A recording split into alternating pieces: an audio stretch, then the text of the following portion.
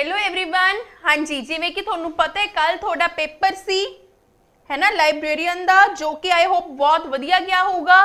ते अज आप डिस्कस कर रहे हैं उहदे विच रीजनिंग नू एक एक करके आप सारे सबजैक्ट डिस्कस करांगे। ठीक है जी, पहला स्टार्ट करते हैं आप रीजनिंग तो। पहला क्वेश्चन किस दे नाल रिलेटेड है? पहले क्वेश्चन विच आपां नू रिलेशन दिता है जो समझ के आपां अपनी ऑप्शंस नू चूज करना है। की रिलेशन दिख रहे हैं? 6 दा स्क्वायर प्लस 4 करांगे तो की आऊगा 40। हाँ जी, जे आपां 9 दा स्क्वायर प्लस 4 करिए तो की आऊगा 85। ठीक है, पहला क्वेश्चन इजी सी। सेकंड क्वेश्चन किस दे नाल रिलेटेड है? सेकंड क्वेश्चन नंबर सीरीज का क्वेश्चन है। देखो इंटू 2 इंटू 3 इंटू 4 इंटू 5 है ना। नेक्स्ट की आना चाहिए इंटू 6 करांगे तो की आऊगा 0। दो ऑप्शन विच है। उस तो बाद 6 8 48 मतलब 8। The answer is B option. बहुत आसान पेपर है। हाँ जी, नंबर ऑफ ट्रायंगल्स काउंट करनी है। किवें ट्रायंगल्स काउंट करिए? जिवें कि आपां शॉर्टकट करते हैं है ना, इस पॉइंट तो लाइन तो 3 ट्रायंगल्स इत्थे बननगियां, राइट। हाँ जी, इस पॉइंट तो 3 ट्रायंगल्स इत्थे बननगियां, फिर 3 ट्रायंगल्स इत्थों और नेक्स्ट 3 ट्रायंगल्स इत्थों है ना। कितनी ट्रायंगल्स होगी? 12 प्लस होर चेक करिए आप, एक आह वाली ट्रायंगल आ गई है ना। हाँ जी, इस तो बिना होर ट्रायंगल केड़ी बन रही है ना। एक ट्रायंगल होर बनूगी। देखो 12 तो आंसर नहीं हो सकता, 11 भी नहीं हो सकता, 14 या 15 चो है। एक ट्रायंगल होर बनूगी, एक तो अपनी आह वाली ट्रायंगल बन गई। इस तो बिना एक आह वाली ट्रायंगल। आप कलर चेंज कर लिए सो दैट थोनू क्लियर हो जाए।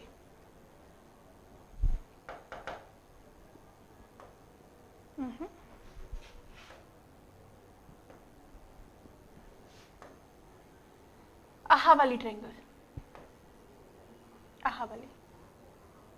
ठीक है जी, the answer is 40, right. Next is, हाँ जी, आप वर्ड्स नु अरेंज करना है dictionary order which, ascending order. ठीक है, डिक्शनरी ऑर्डर की हुंदा छोटे तो वड्डा, इंक्रीजिंग ऑर्डर की क्या जांदा है ascending order. And choose the one that appear first. Okay, देखो S S S S same, C C C C same, O 15 R 18। ठीक है, अगे आर 5 14 तो पहला की आऊगा बी ऑप्शन। फर्स्ट प्लेस से की आऊगा बी ऑप्शन। हाँ जी, find the odd one. Odd one दसना आपां की हो रहा है इत्थे 8 मतलब 2 the cube minus 1। Next 3 the cube minus 1, 4 the cube minus 1, 5 the cube पर माइनस 2 हो रहा है जो कि रॉन्ग है। ठीक है, तो आंसर ऑड की है 123 ऑड है। क्लियर जी? हाँ जी, हाँ जी, इत्थे आपां रीजनिंग दी डिस्कशन कंप्लीट की। इसी तरीके नाल तुसी बाकी सब्जेक्ट दी भी डिस्कशन करोगे। Thank you.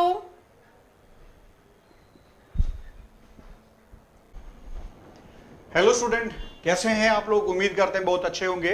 तो ज्ञानम के डिजिटल प्लेटफॉर्म में मैं आशीष आज आपका एक बार फिर से स्वागत करता हूं। तो जैसे कि अभी आपको पता है कि एक पेपर जो है अभी आपके पास कंडक्ट हुआ है, जिसकी अगर हम बात करें लाइब्रेरियन का, ठीक है, लाइब्रेरियन का पेपर जो है अभी कंडक्ट हुआ है, तो उसमें जो कंप्यूटर के क्वेश्चन पूछे गए थे वो किस टाइप के थे और उनका आंसर आप लोगों को क्या करना था उसके बारे में हम लोग यहाँ पे डिस्कशन जो है करेंगे। लीजिए गाइस, तो सबसे पहले हम लोग देखते हैं फर्स्ट क्वेश्चन जो था वो क्या था आपके पास, एमएस वर्ड से लिया गया था, which are in MS Excel, sorry MS Excel से लिया गया है। MS Excel allow you to enter the values and formulas। अब आपको यहाँ पे ये पूछा गया है कि MS Excel में जब भी कोई भी फॉर्मूलाज आप लोगों को एंटर करना होता है या कोई भी वैल्यू जो है एंटर करनी होती है तो किसका आप लोग यूज करते हैं, टाइटल बार का, मेन्यू बार का, फॉर्मूला बार का या फिर स्टैंडर्ड टूल बार का।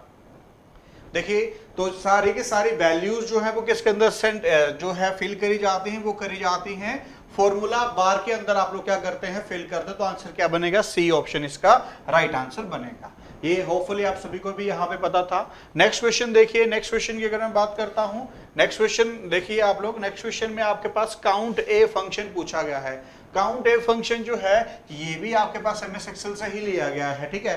MS Excel का एक फॉर्मूला होता है जिसकी यहाँ पे बात करी गई है। तो काउंट ए फंक्शन क्या करता है, count cell having alphabet, count empty cell या काउंट सेल हैविंग नंबर्स। तो ये जो है उन सेल्स को आपके पास काउंट करता है जिनमें क्या होते हैं, नंबर होते हैं। तो इसका आंसर क्या बनेगा, सी ऑप्शन डायरेक्ट आंसर यहाँ पे बनेगा, ठीक है। अगर यहाँ काउंट ए की बजाय अकेला काउंट लिखा होता तो पूरे सेल को वो काउंट कर लेता, चाहे वो एम्प्टी होता चाहे वो भरा हुआ होता। काउंट ए करके आपके पास यहाँ पे आपके पास सिर्फ नंबर की वैल्यू को ही वो काउंट करेगा, ठीक है जी। नेक्स्ट बात करते हैं, अगला क्वेश्चन जो है आपके पास नेटवर्किंग से लिया गया है। In which of the following topologies in a computer network every host is connected to a central hub and the central hub acts as a channel of transmit messages। अगर मैं यहाँ पे बात करता हूँ मैश टोपोलॉजी, बस topology, star topology या ring topology. अब आपके पास यहाँ पे पास क्या बोला गया कि कैसी टोपोलॉजी जिसके पास सारे के सारे डायरेक्टली क्या हो, कनेक्टेड हो कंप्यूटर से। तो ये क्या है आपके पास यहाँ पे हब जो है लगा हुआ है। तो इसकी अगर हम बात करते हैं तो यह जो आपके पास आंसर बनेगा star like structure. Star like structure के साथ आपके साथ सारे के सारे डायरेक्टली क्या होते हैं, कनेक्टेड यहाँ पे डिवाइसेस होते हैं। तो आंसर क्या बनेगा, सी आपके पास यहाँ पे स्टार टोपोलॉजी। नेक्स्ट क्वेश्चन बात करते हैं, what is the purpose of control plus right arrow. अब जो कंट्रोल प्लस राइट एरो होता है उसका क्या मीनिंग होता है इन MS वर्ड। ये स्पेसिफिक किया गया है कि आपको कहां पे चेक करना है, MS वर्ड में चेक करना है। To move the cursor at the end of the line, end of the line पे नहीं जाएगा। To move the cursor of the end of the document या to move the cursor one paragraph down या फिर to move the cursor one word right. अगर मैं देखो यहाँ पे बात करता हूं तो आप लोगों से डायरेक्टली क्वेश्चन ही पूछा जा रहा है, आपका एग्जामिनर जो है पूरा मेंटल चेक कर रहा है कि क्या वाकई ही आप लोग कंप्यूटर चलाना जानते हैं या फिर हवा में तीर मार रहे हैं। क्योंकि बच्चे पढ़ के भी क्वेश्चन रट के आ जाते हैं तो वो ये नहीं चेक कर रहा, वो ये जनरली जानने की कोशिश यहाँ पे कर रहा है कि एक्चुअल में आप लोगों को चीजों का नॉलेज है या नहीं। इसको याद कैसे रखेंगे, कंट्रोल प्लस राइट एरो, तो राइट की तरफ जाएंगे, लेफ्ट होगा तो लेफ्ट की तरफ जाएंगे, अगर टॉप होगा तो ऊपर की तरफ और बॉटम होगा तो बॉटम की तरफ आप लोग यहाँ पे मूव करते। तो ये सिंपल होता है याद करने के लिए, ठीक है।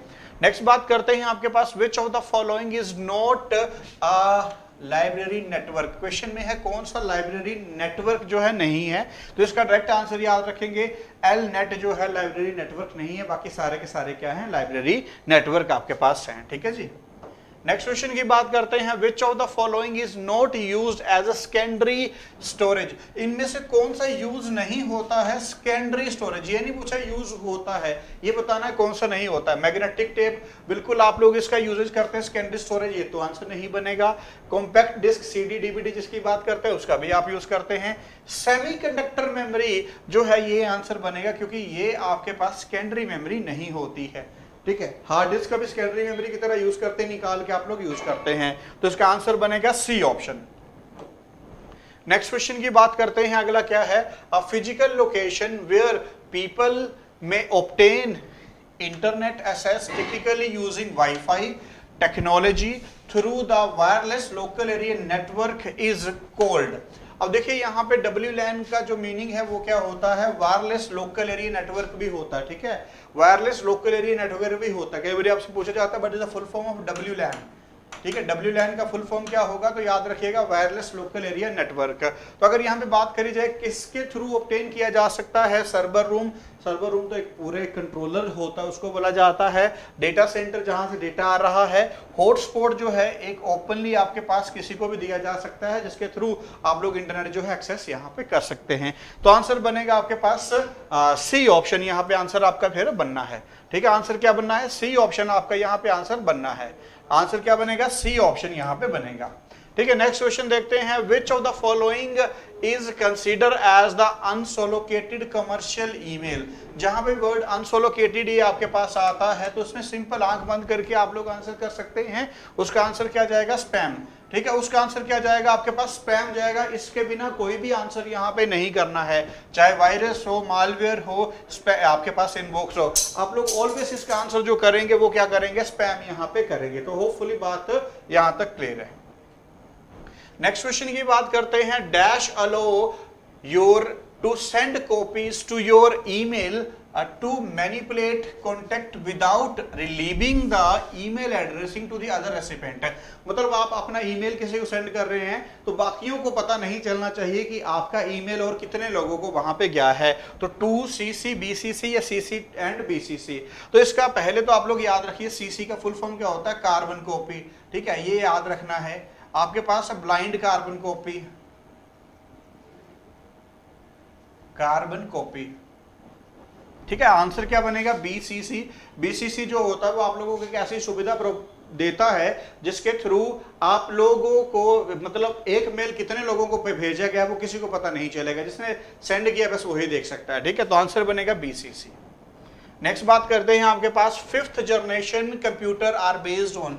जो 5th जनरेशन के हैं कंप्यूटर वो बेस्ड हैं किस टेक्नोलॉजी के ऊपर, इन IC के ऊपर, VLSI के ऊपर, या ULSI के ऊपर, या फिर ट्रांजिस्टर के ऊपर। तो मैं यहाँ पे बताना चाहूंगा ये जो है ultra large scale integration micro processor के ऊपर। ULSI stand for ultra large scale integration और VLSI very large scale integration. ठीक है, तो आज के जो है वो किसके ऊपर है, अल्ट्रा लार्ज स्केल इंटीग्रेशन के ऊपर जो है यूज करे जाते हैं।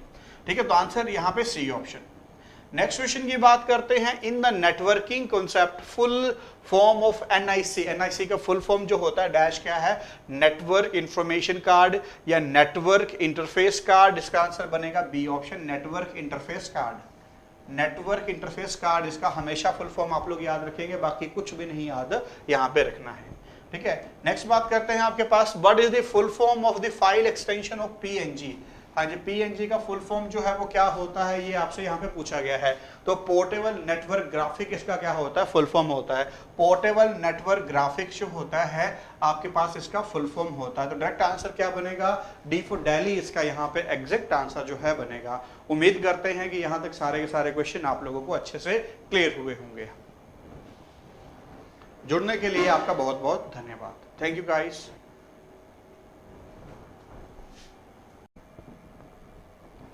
Hello everyone, welcome to digital platform of Gyanam. ਅੱਜ ਅਸੀਂ ਜਿਹੜਾ ਪੇਪਰ ਹੋਇਆ ਆਪਣਾ ਲਾਇਬ੍ਰੇਰੀਅਨ ਦਾ ਪੰਜਾਬੀ ਲੈਂਗੁਏਜ ਦੇ ਕੁਐਸਚਨ ਹੈਗੇ ਆ ਉਹਦਾ ਸੋਲੂਸ਼ਨ ਕਰਦੇ ਆ। ਠੀਕ ਹੈ, ਕੁਐਸਚਨ ਦੇਖਦੇ ਆ। ਫਰਸਟ ਕੁਐਸਚਨ ਦੇਖਦੇ ਆ ਆਪਣਾ। ਫਰਸਟ ਕੁਐਸਚਨ ਆਪਣਾ ਹੈਗਾ ਕਿ ਸਖਣਾ ਦਾ ਸਮਾਨਾਰਥਕ। ਸਖਣਾ ਮਤਲਬ ਦਾ ਸਮਾਨਾਰਥਕ ਅਸੀਂ ਲੱਭਣਾ ਹੈ। ਸਿਮਿਲਰ ਸ਼ਬਦ ਹੀ ਅਸੀਂ ਜਿਹੜਾ ਹੈਗਾ ਉਹ ਲੱਭਣਾ ਹੈ। ਸਖਣਾ ਮਤਲਬ ਹੁੰਦਾ ਖਾਲੀ। ਠੀਕ ਹੈ, ਸਖਣ ਦਾ ਮਤਲਬ ਕੀ ਹੁੰਦਾ ਹੈ, ਖਾਲੀ। ਆਪਸ਼ਨਸ ਦੇਖਦੇ ਆ, ਖੋਖਲਾ, ਸੱਜਣ, ਭਰਿਆ, ਸਜਗ। ਇਹ ਤਾਂ ਦੋਨੋਂ ਹੀ ਨਹੀਂ ਹੈਗੇ। ਭਰਿਆ ਇਹਦਾ ਕੀ ਹੋ ਗਿਆ, ਵਿਰੋਧੀ ਸ਼ਬਦ ਹੋ ਗਿਆ। ਤੇ ਰਾਈਟ ਆਨਸਰ ਆਪਣਾ ਕੀ ਆਏਗਾ, ਆਪਸ਼ਨ ਏ। ਆਪਸ਼ਨ ਏ ਕੀ ਆਪਣਾ ਰਾਈਟ ਆਨਸਰ। ਸਖਣਾ मतलब खोखला, खाली। ठीक है, राइट आंसर अपना की है ऑप्शन ए। नेक्स्ट क्वेश्चन देखते हैं। नेक्स्ट क्वेश्चन अपना हैगा मैनू थोड़ा जिहा दुध चाहिदा है। वाक दे विच जिहड़ा थोड़ा है, वाक दे विच जिहड़ा हैगा थोड़ा हैगा वो की है। वाक दे विच जिहड़ा थोड़ा है, थोड़ा जिहा केड़ा विशेषण है, केड़ा निश्चयवाचक है, परिमाणवाचक है, पड़नामी है और गिनतीवाचक है। ठीक है, केड़ा केड़ा अपना निश्चयवाचक, परिमाण, पड़नामी और केड़ा है गिनतीवाचक। ये अपना के थोड़ा मतलब परिमाण, मापना किन्ना का है, ये अपना राइट आंसर क्या आएगा ऑप्शन बी। ऑप्शन बी की है अपना राइट आंसर। नेक्स्ट क्वेश्चन देखते हैं। नेक्स्ट क्वेश्चन अपना हैगा पंजाबी विच शब्दां ते वाकां दे शब्दां ते वाकां दे अर्थां दे अध्ययन नूं की कहा जांदा है। अर्थबोध कहंदे आ, धुनी बोध कहंदे आ, शब्द बोध कहंदे आ कि भाव बोध कहंदे आ। राइट आंसर अपना हैगा ऑप्शन डी। शब्दां दा मीनिंग भी ते वाकां दे मीनिंग नूं आपां की कहांगे भाव बोध। मतलब ਇਹਦਾ मीनिंग की है, मीनिंग ਦਾ ਗਿਆਨ ਕਰਾਉਣਾ बोध ਦਾ मतलब ਹੁੰਦਾ ਹੈ। ਸ਼ਬਦਾਂ ਤੇ ਵਾਕਾਂ ਦੇ ਅਧਿਐਨ ਨੂੰ ਕੀ ਕਹਿੰਦੇ ਆ ਅਸੀਂ ਭਾਵ बोध ਕਹਿੰਦੇ ਆ। ਨੈਕਸਟ ਕੁਐਸਚਨ ਦੇਖਦੇ ਆ। ਹੇਠ ਲਿਖੇ ਵਾਕਾਂ ਦਾ ਕਰਮਨੀ ਵਾਚਕ ਵਾਕ ਚੁਣਨਾ ਹੈ। ਅਸੀਂ ਫੁੱਟਬਾਲ ਖੇਡਾਂਗੇ, ठीक है, ਅਸੀਂ ਫੁੱਟਬਾਲ ਖੇਡਾਂਗੇ वाच है, वॉइस है, अपनी वॉइस एक्टिव ते पैसिव होंदी है, करतरी ते करमनी होंदी है। ठीक है, ਅਸੀਂ ਇਹ ਕਰਤਰੀ गिवन है, ਆਪਾਂ ਕਰਮਣੀ फाइंड आउट करना है, मतलब एक्टिव गिवन है, ਅਸੀਂ पैसिव फाइंड आउट करना है कि ਅਸੀਂ फुटबॉल खेडांगे। ऑप्शंस देखते हैं। सातों फुटबॉल खेडिया गया, नहीं जी ये ऑप्शन नहीं है। ਅਸੀਂ फुटबॉल खेडिया, बिल्कुल ये भी नहीं। तीसरा अपना हैगा फुटबॉल साडे द्वारा खेडिया गया, यस ये राइट आंसर है। फुटबॉल ਅਸੀਂ खेडांगे ये भी नहीं, मतलब ऑप्शन सी ਜਿਹੜਾ ਹੈਗਾ अपना राइट आंसर है कि फुटबॉल ਜਿਹੜਾ ਹੈਗਾ ਸਾਡੇ ਦੁਆਰਾ ਖੇਡਿਆ ਗਿਆ। ऑप्शन सी ਜਿਹੜਾ ਹੈਗਾ अपना राइट आंसर है। नेक्स्ट क्वेश्चन देखते हैं। नेक्स्ट क्वेश्चन अपना हैगा मोर पहला पा रहा है, मोर पहला पा रहा है। इस वाक दे विच ਅਸੀਂ मोर ਦਾ ਜਿਹੜਾ ਹੈਗਾ लिंग बदल के क्रिया ਦਾ रूप फाइंड आउट करना है। देखते हैं पा रही है, रहे हन, रहे सन, रहे होणगे। मोर ਦਾ ਅਸੀਂ लिंग बदलता मोरनी, ठीक है, मोरनी पहला पा रही है, मोरनी पहला पा रही है, मतलब ऑप्शन ए जड़ा हैगा अपना राइट आंसर है। ऑप्शन ए की अपना राइट आंसर है। नेक्स्ट क्वेश्चन ਆਪਾਂ देखते हैं। नेक्स्ट क्वेश्चन हैगा गुरमुखी लिपि ਨੂੰ ਕਿੰਨੇ ਅੱਖਰੀ ਕਹਿੰਦੇ ਹਨ। ਗੁਰਮੁਖੀ ਲਿਪੀ ਨੂੰ ਕਿੰਨੇ ਅੱਖਰੀ ਕਹਿੰਦੇ ਹਨ। ਜਿਹੜੀ ਆਪਣੀ ਉੜੇ ਤੋਂ ਲੈ ਕੇ ਇਹ ਆਪਣੇ ਕਿੰਨੇ ਅੱਖਰ ਨੇ 35 ਅੱਖਰ ਨੇ। 6 ਜਿਹੜੇ ਹੈਗੇ ਉਹ ਨਵੀਨ ਅੱਖਰ ਨੇ ਜਿਹੜੇ ਕਿ ਬਾਅਦ ਦੇ ਵਿੱਚ ਐਡ ਹੋਏ ਆ। ਗੁਰਮੁਖੀ ਲਿਪੀ ਦੇ ਕਿੰਨੇ ਅੱਖਰ ਨੇ 35 ਅੱਖਰ ਨੇ। ऑप्शन ए ਜਿਹੜਾ ਹੈਗਾ अपना राइट आंसर है। ऑप्शन ए की अपना राइट आंसर। नेक्स्ट क्वेश्चन देखते हैं। नेक्स्ट क्वेश्चन अपना हैगा निर्धन शब्द विच अगेतर केड़ा है। निर्धन शब्द दे विच अगेतर केड़ा है। धन, नी, निरक, नन्ना। देखते हैं, देखो अगेतर ਇਹਦੇ ਵਿੱਚ ਕਿਹੜਾ ਹੈਗਾ ਧਨ ਤਾਂ ਨਹੀਂ ਹੋ ਸਕਦਾ ਕਿ ਪਿੱਛੇ ਲੱਗਿਆ ਹੋਇਆ। ਠੀਕ ਹੈ, ਇਹਦੇ ਵਿੱਚ ਨਿਰਧਨ, ਨਿਰਤਨ, ਨਿਰਤਨ। ठीक है, ਧਨ ਦਾ ਮਤਲਬ ਕੀ ਹੁੰਦਾ ਹੈ। ਧਨ ਦਾ ਮਤਲਬ ਕੀ ਹੁੰਦਾ ਹੈ पैसे वाला। ठीक है, पैसे वाला हो गया जब बहुत धनी आदमी हो गया। जे निर अगे लाता निर्धन मतलब जे देखो पैसा ना होवे। निर्धन मतलब अपना राइट आंसर की है ऑप्शन सी। निर जड़ा हैगा अपना अगेतर लग गया। ऑप्शन सी की हो गया अपना राइट आंसर हो गया। ठीक है, नेक्स्ट क्वेश्चन ਆਪਾਂ देखते हैं। नेक्स्ट क्वेश्चन अपना हैगा विस्मिक जेड़े हैगे आ किन्ने प्रकार दे हुंदे आ। विस्मिक जेड़े हैगे आ किन्ने प्रकार दे हुंदे आ। विस्मिक 3, 5, 7 कि 9। विस्मिक जेड़े हैगे अपने 9 प्रकार दे हुंदे आ, मतलब ऑप्शन डी जेड़ा हैगा अपना राइट आंसर है। ऑप्शन डी जेड़ा हैगा अपना राइट आंसर है। नेक्स्ट क्वेश्चन देखते हैं। आम जातिवाचक नाम चुनना है। असी आम जातिवाचक नाम चुनना है। आम की हुंदा है आम चीज़ां। जेड़े शब्द हुंदे आपां नूं आम चीज़ां दा बोध कराउण उन्हां नूं आपां की कहने आ आम जातिवाचक नाम। देखते हैं गमी, खुशी, हासा ये अपने केड़े आ भाववाचक नाम, मतलब ऑप्शन डी जेड़ा हैगा अपना राइट आंसर है। ऑप्शन डी की अपना राइट आंसर है। नेक्स्ट क्वेश्चन देखते हैं। नेक्स्ट क्वेश्चन अपना लास्ट क्वेश्चन देखते हैं। उल्लू शब्द का स्त्रीलिंग की हुंदा है। ए भी नहीं है, मतलब ਇਹਦਾ ऑप्शन सही है आंसर। उल्लू का स्त्रीलिंग हुंदा है बतौरी, मतलब ऑप्शन सी जेड़ा हैगा अपना राइट आंसर है। ऑप्शन सी की अपना राइट आंसर है। Last question and I hope तुहानू समझ आया होएगा। Thank you so much guys.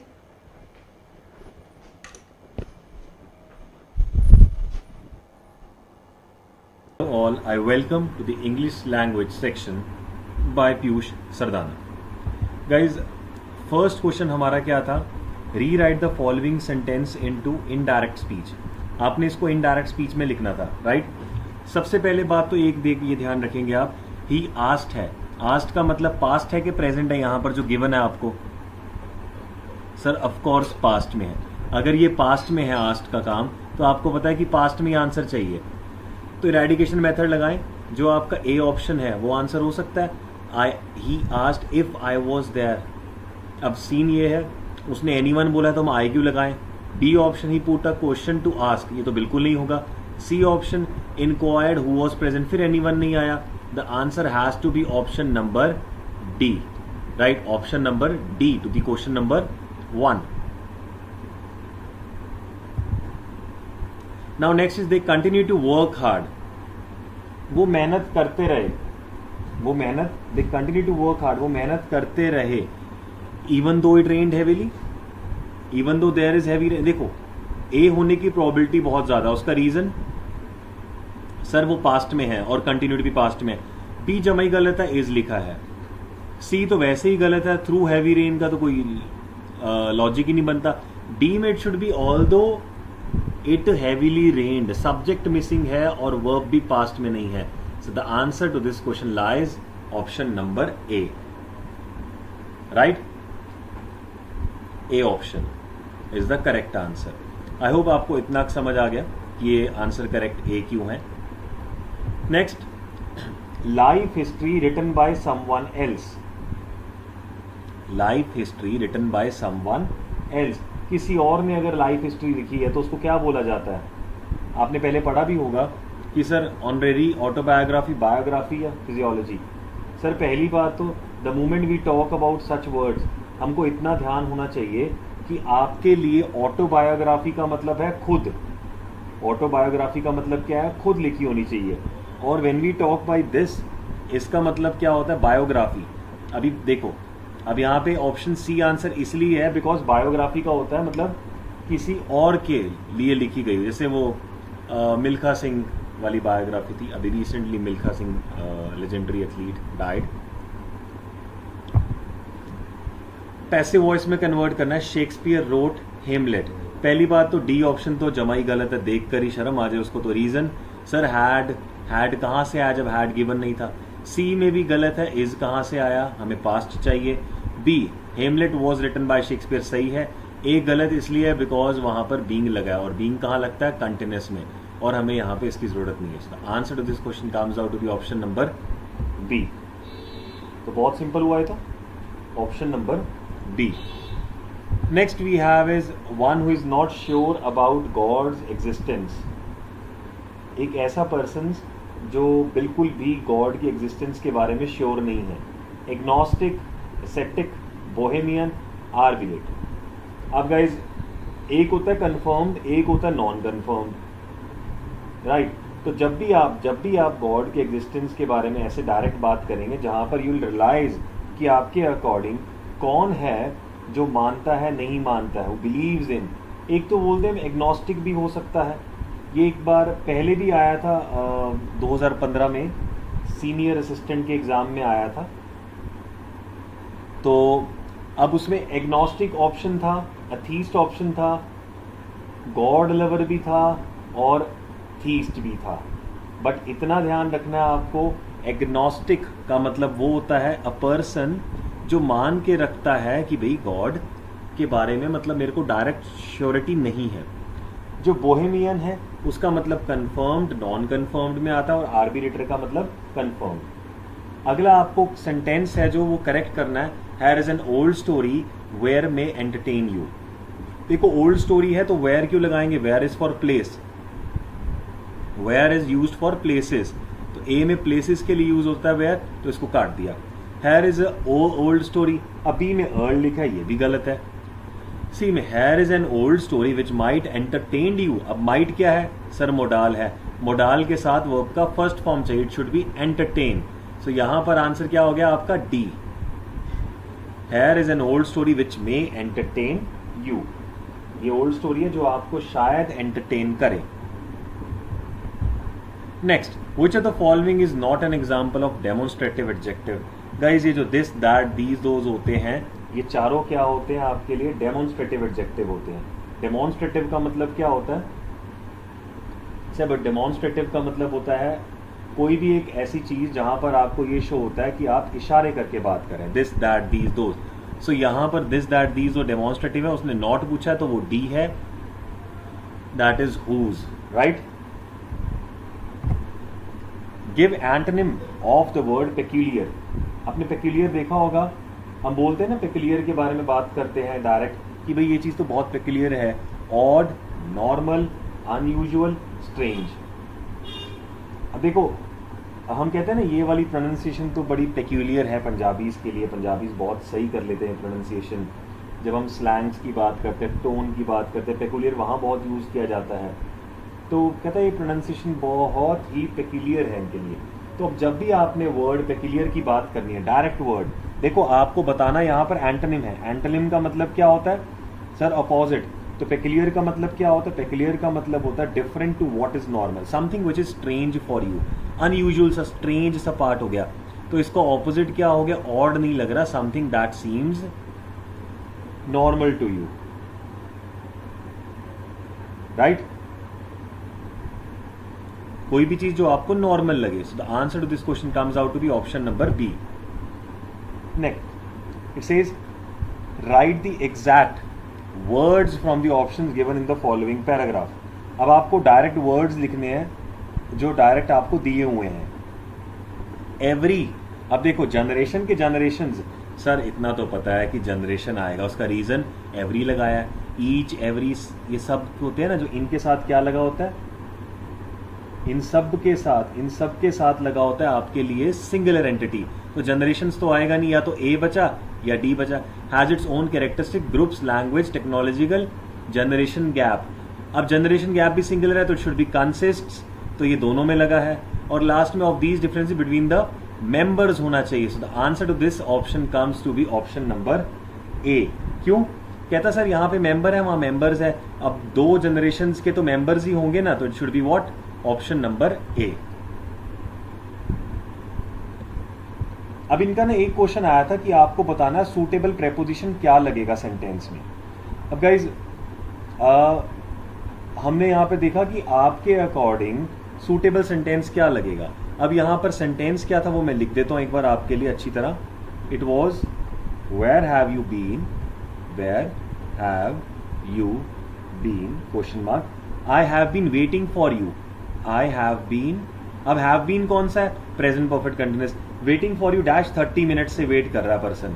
अगर पर्सन 30 मिनट से वेट कर रहा है तो आंसर क्या आ जाएगा वहां पे? सर ये तो स्पैन ऑफ टाइम है, तो यहां लग जाएगा फॉर। फॉर लगता है ड्यूरेशंस के लिए।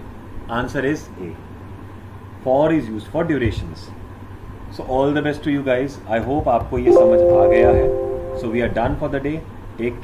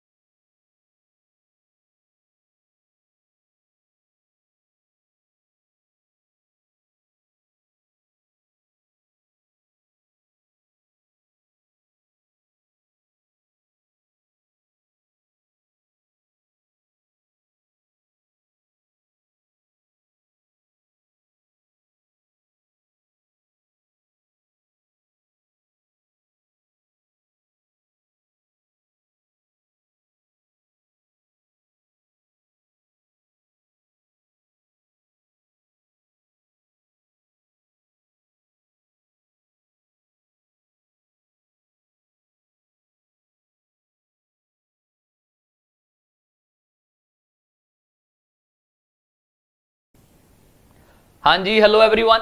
Welcome to Gyanam. Myself Harmandeep Singh and I'm here to discuss the questions of PSSB librarian exam और मैं ਉਹਨਾਂ ਦੇ ਕੁਐਸਚਨ ਡਿਸਕਸ ਕਰਨ ਵਾਲਾ ਜੀਕੇ ਸੈਕਸ਼ਨ ਵਾਲੇ ਤੇ ਆਪਾਂ ਦੇਖਾਂਗੇ ਤੁਹਾਡੇ ਕਿਹੜੇ-ਕਿਹੜੇ ਕੁਐਸਚਨ ਸਹੀ ਹੋਏ ਆ ਜਾਂ ਗਲਤ ਹੋਏ ਆ ਸੋ ਦੈਟ ਆਪਾਂ ਕੁਝ ਸਿੱਖ ਸਕੀਏ ਕਿ ਕਿਸ ਟਾਈਪ ਦੇ ਕੁਐਸਚਨਸ ਆਉਂਦੇ ਆ ਠੀਕ ਹੈ ਜੀ तो let me start with the discussion of GK questions from PSSB librarian exam.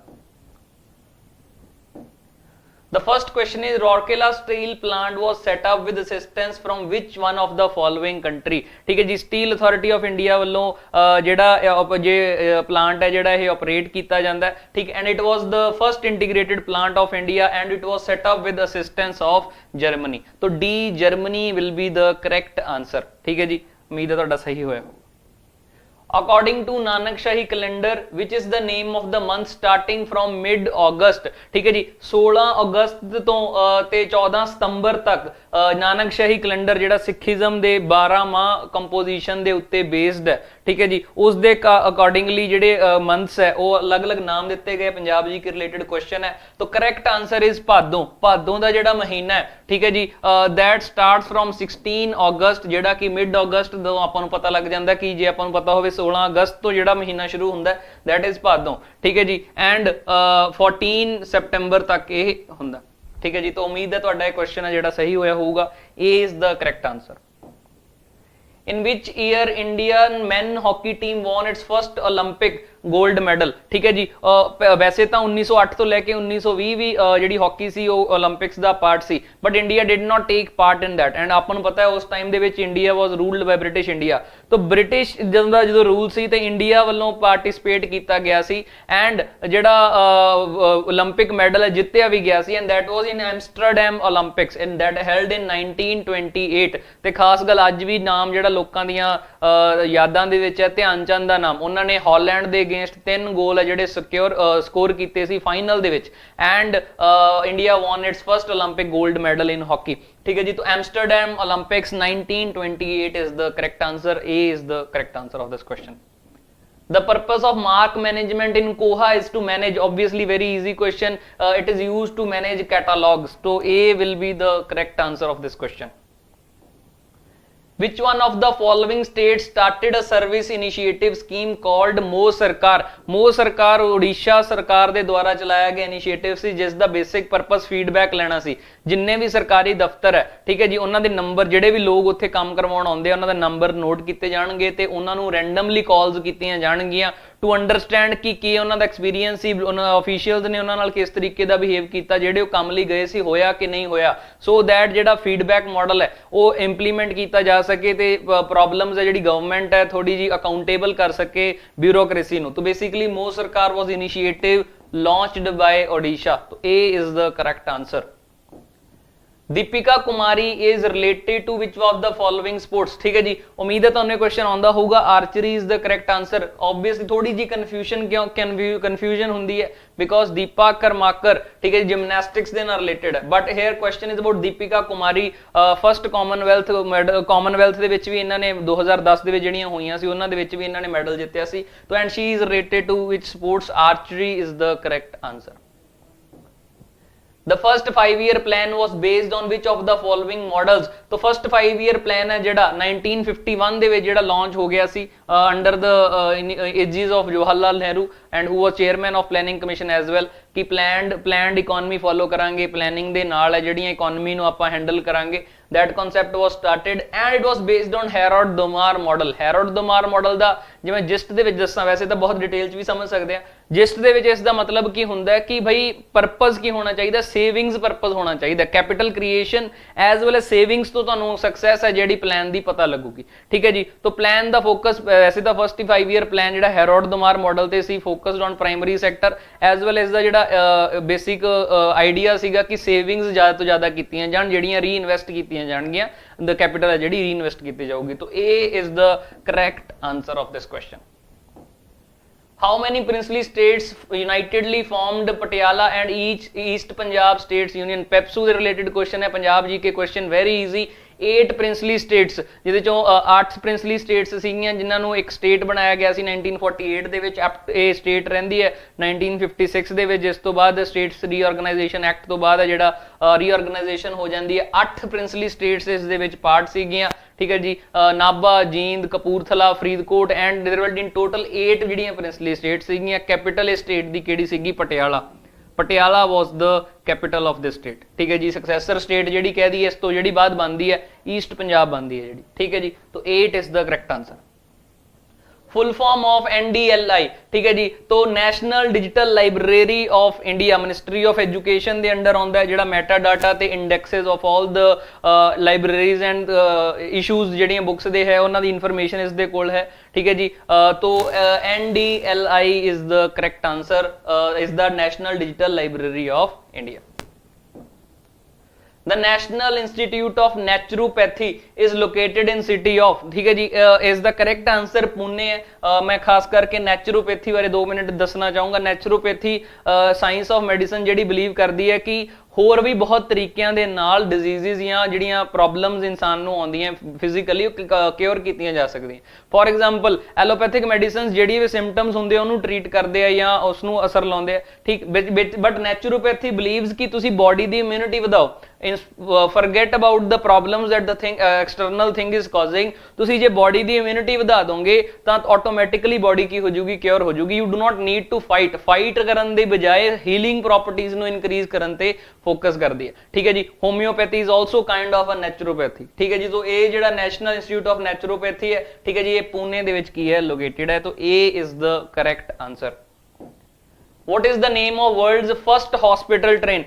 First hospital train ਦਾ ਨਾਮ ਲਾਈਫਲਾਈਨ ਐਕਸਪ੍ਰੈਸ ਹੈ। ਲਾਈਫਲਾਈਨ ਐਕਸਪ੍ਰੈਸ ਦੇ ਨਾਲ ਨਾਲ ਹਿੰਦੀ ਦੇ ਵਿੱਚ ਜੀਵਨ ਰੇਖਾ ਐਕਸਪ੍ਰੈਸ ਵੀ ਹੈ। तो ਕਨਫਿਊਜ਼ਨ ਬੇਸਿਕਲੀ ਇਹ ਦੋ ਆਪਸ਼ਨਸ ਦੇ ਵਿੱਚ ਰਹਿੰਦੀ ਹੈ, ਲਾਈਫ ਐਕਸਪ੍ਰੈਸ ਜਾਂ ਬਾਕੀ ਦੋ ਤਾਂ ਕਰੈਕਟ ਰੋਂਗ ਆਪਸ਼ਨਸ ਹੈ। ਤਾਂ ਲਾਈਫ ਐਕਸਪ੍ਰੈਸ ਨਹੀਂ, ਲਾਈਫ ਲਾਈਨ ਲਿਖਿਆ ਹੁੰਦਾ ਤਾਂ ਚੀਜ਼ ਹੈ ਜਿਹੜੀ ਗਲਤ ਹੋ ਜਾਣੀ ਸੀ। तो ਲਾਈਫਲਾਈਨ ਐਕਸਪ੍ਰੈਸ ਔਰ ਜੀਵਨ ਰੇਖਾ ਐਕਸਪ੍ਰੈਸ ट्रेन है जिसनों विद टाइम 1991 ਦੇ ਵਿੱਚ ਇਹ ਜਿਹੜੀ ट्रेन है शुरू की गई सी। वेरी एडवांस्ड इक्विपमेंट्स इन्हों हर टाइम के नाल अपग्रेड करते रहते हैं, ठीक है जी। क्रॉस 18 स्टेट्स वर्क करती है। तो Lifeline Express is world's first hospital train, ठीक है जी। तो Jeevan Rekha Express A is the correct answer.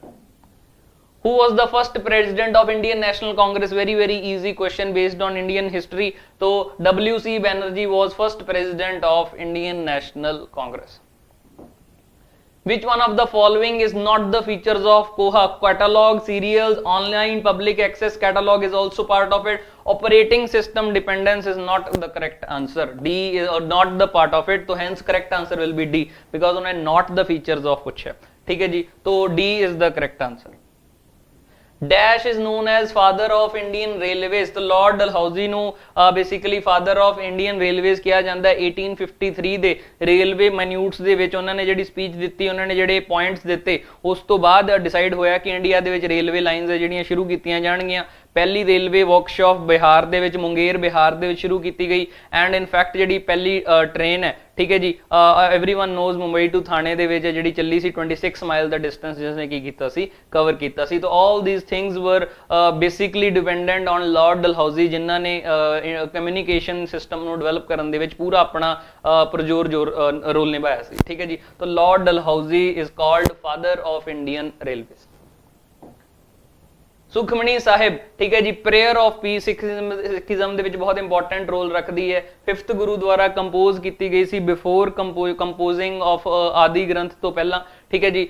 ਤੋਂ ਅੰਮ੍ਰਿਤਸਰ ਦੇ ਵਿੱਚ ਰਾਮਸਰ ਸਰੋਵਰ ਦੇ ਕੰਢੇ ਤੇ ਇਹ ਜਿਹੜੀ ਕੰਪੋਜੀਸ਼ਨ ਹੈ ਲਿਖੀ ਗਈ ਸੀ। ਤੋਂ correct answer will be Ramsar ਸਰੋਵਰ, ਜਿਹੜਾ ਕਿੱਥੇ ਹੈ? ਅੰਮ੍ਰਿਤਸਰ, ਠੀਕ ਹੈ ਜੀ। ਤੋਂ this is the correct answer. How many Rajya Sabha seats are there in Punjab? Polity related question है। हर state the depending upon the population and उस दे basis ते Rajya Sabha दे विच seats allot कीतियां जांदियां। We all know that, ठीक है जी। 4th schedule of Indian Constitution दसदा है कि किन्नियां seats होणगियां हर state दे कोले। सिम तो in that context पंजाब दे कोल 7 seats है Rajya Sabha दियां। There are 7 seats of Punjab in Rajya Sabha।